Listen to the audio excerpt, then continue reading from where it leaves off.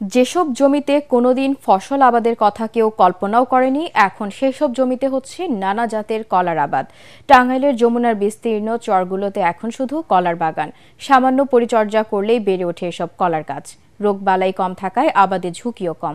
তবে প্রমত্তা যমুনার ভাঙনে মাঝে মধ্যেই বিলীন হয়ে যায় এসব চরাঞ্চল। টাঙ্গাইল থেকে মোহাম্মদ নাসির উদ্দিনের পাঠানো তথ্যচিত্র নিয়ে রিপোর্ট করছেন আশিকুর রহমান। চলতি মৌসুমে টাঙ্গাইলে প্রায় ৪,৯০০ হেক্টর জমিতে কলার আবাদ হয়েছে।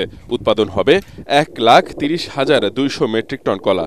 সম্প্রতি জেলার যমুনার চরগুলোতে প্রচুর কলার আবাদ হচ্ছে। এক সময় এসব জমি অনাবাদি পড়ে থাকত। লাভজনক হওয়ায় কৃষকরা খুশি কলা আবাদ করে। এখানকার কলা যাচ্ছে দেশের বিভিন্ন এলাকায়।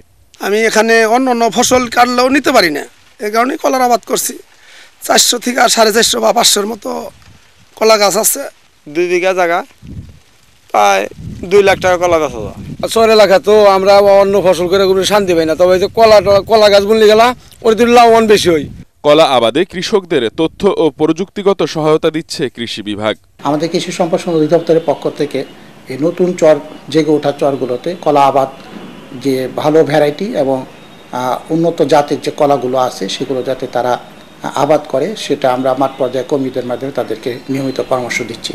তামাক উৎপাদনে বহুজাতিক কোম্পানিগুলোর দৃষ্টি এখন এসব চরাঞ্চলের দিকে। কলা আবাদ অত্যন্ত লাভজনক। কলার আবাদ ছড়িয়ে দিতে পারলে তামাকের আবাদ বন্ধ হবে, এমনটাই মনে করছেন সংশ্লিষ্টরা।